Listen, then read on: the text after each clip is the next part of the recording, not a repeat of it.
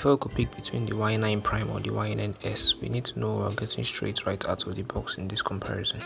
I'm your host Queen, subscribe and hit the bell icon to get notified. This is the fast unboxing to the recap of the Huawei Y9 Prime that was produced on the 1st of August in the year 2019. Opening the packaging of the Huawei Y9, you're greeted with the device. This is a silicone pouch. This is the packaging with the SIM card tool behind. This is the USB Type-C cable.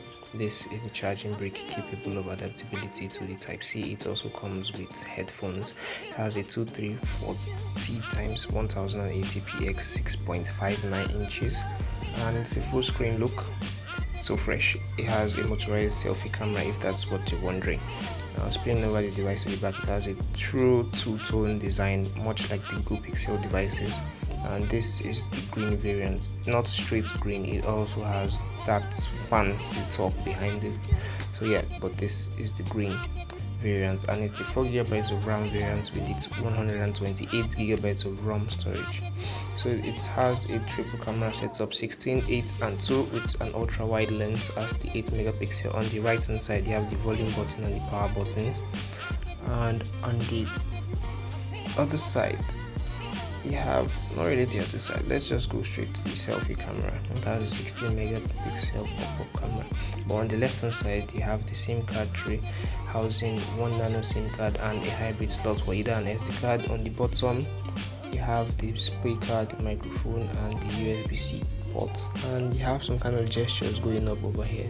That's the chip of the Kirin 710 and 4GB of RAM, so it handles apps and all of that very well.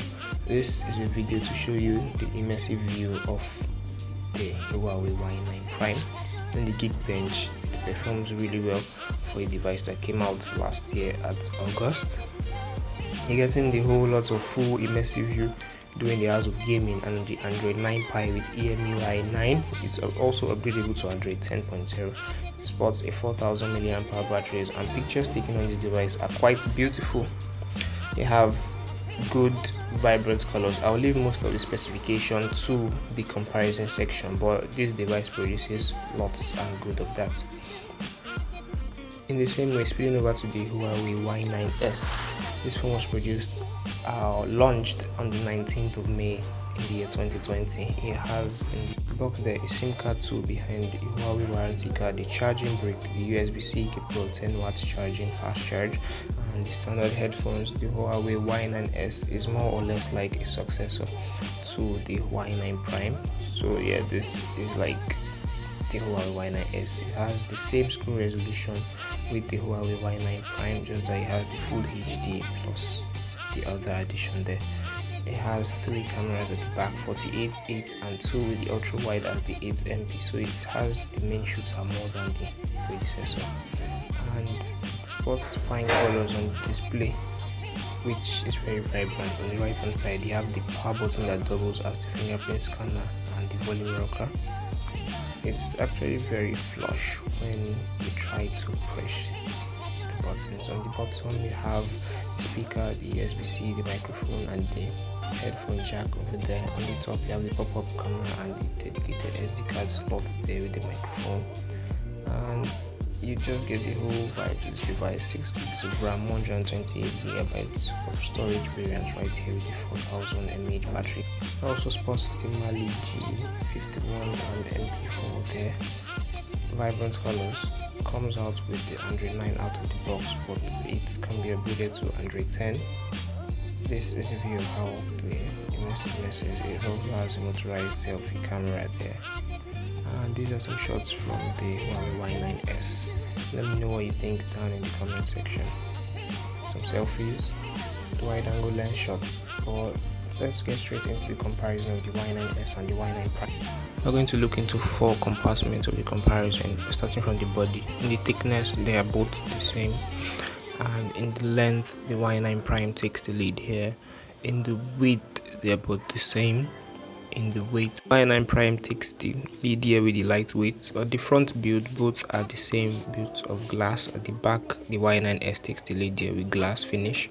At the frame, the aluminum finish on the Y9s, water resistant. Both of them are not, so nobody gets it here, but the Y9, or mostly, is a tie in this.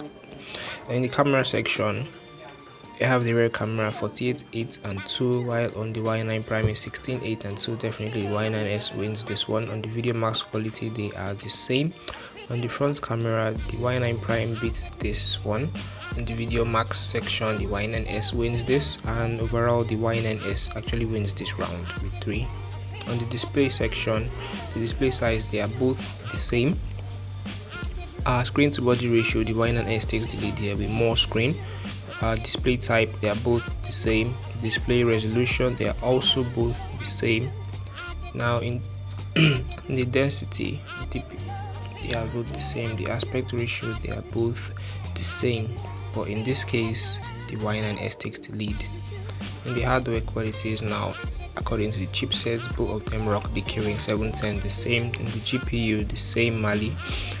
The RAM now, the Y9s takes the lead here with 6 gigs of RAM. The ROM, they are both the same, or they come in the same variants. They both have the same SD card dedicated slots.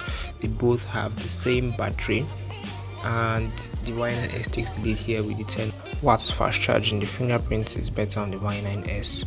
Both have headphone jack, so the Y9s practically wins this one. I could as well say the Y9s crushes its predecessor. Hey, in case you're wondering about games, they perform so well. I'll see you guys in the next one.